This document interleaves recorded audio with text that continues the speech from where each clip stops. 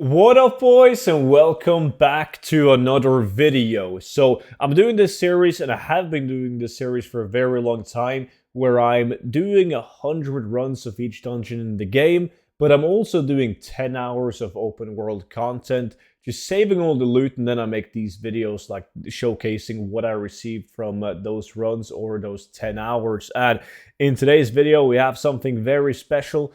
I've done it one time before, like a year or two ago, and that is 10 hours of doing WOD farms. Because, like, nobody else is doing them, very few people at least. So there's a lot of potential in these farms. Like, you'd be surprised if you saw some of the prices on these items.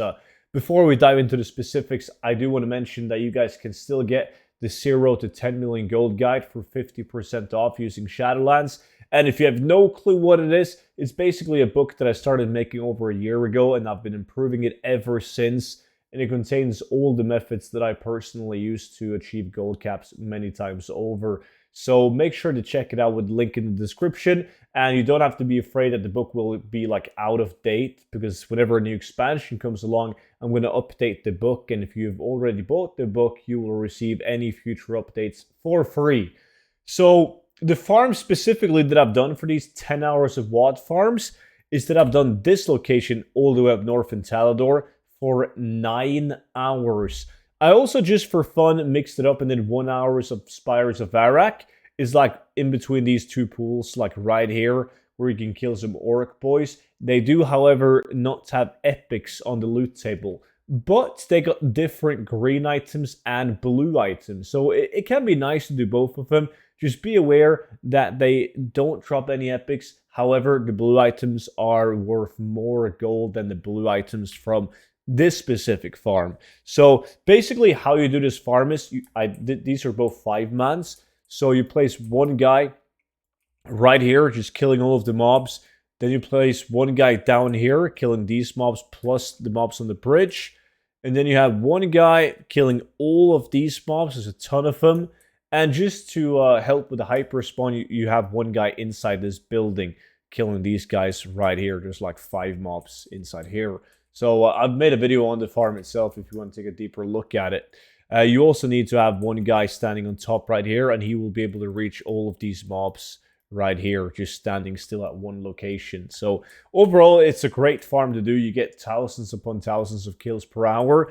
But what you're all interested in is how much gold did I make from 10 hours? Now, I do have a garrison level 3 and I have a trading post, so I will get these items to have the garrison in, the auction house in your garrison.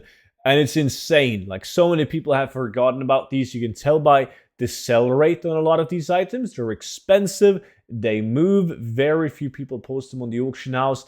And look at the complete modules. Look at this one.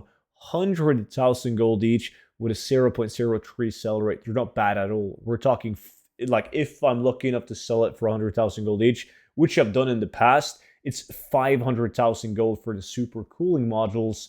And then these are lower on my realm. The higher sell rate, though, reach an average daily sold. But I'm still looking at like 130,000 gold in these. So, I mean, that's pretty good. That's pretty damn good. Over 600,000 gold an hour in these plus these. So we're looking at like where I don't have enough parts to complete it. Overall, we're looking at like 700,000 gold in the auction house components. Absolutely insane, and really, really just they've been forgotten about. Like, people don't really go out and actively farm for these. People don't have the trading posts on a lot of the tunes that they're playing because they made them after WOD and they haven't been arsed to get them. So definitely, if you have a tune with the trading post on so you can get these parts, definitely farm on those.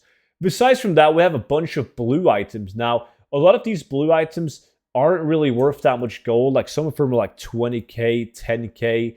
A lot of items are less than that as well. You have some off-fans that they do sell because there's not that many people farming and posting them. I think I got the mace. I got double dagger for 20k. Yeah, I got this one, the Dranic Tree Cleaver. There's 0 up on the auction house. This one, last seen for 482,000 gold. I sold this one for 180,000 gold a while back. And in terms of epics, I was very unlucky. I got like a decent amount of epics. I got 1, 2, 3, 4, 5, 6, 7, 8, 9. It's normal to average 1 epic an hour, so that makes sense since I also did 1 hour of the farm where you can't get epics. However, look at this. Offhand, 50k. It's fair enough. I got a ring, some shoulders, 100,000 gold. Then I got a necklace, another necklace, a trinket, a necklace. They were almost impossible to sell. They're like garbage, right? This belt is very, very good. None on the auction house. I've sold this belt in the past for over 300,000 golds. Now, last time it was seen was for 700,000 gold. There's none up on the auction house right now. If I use my TSM bag value macro, it's going to be 3 million gold in a value that's going to go up on the auction house. That is though because the belt is like 700k. This one is 482,000 gold. The other items are roughly spot on in terms of value, like this add-on takes in consideration the prices on my realm. So the items that are a bit of a stretch is going to be the belt and definitely the polearm. However, even if I don't make 3 million gold, I for sure will make way above 1 million gold. Making WOD farm super, super good. They're absolutely insane. And I honestly think that I'm not sure if I would focus on doing solo dungeon, but like doing open world 5-man hyper response in WOD is extremely good, and a lot of people should do it to get these items up on the auction house.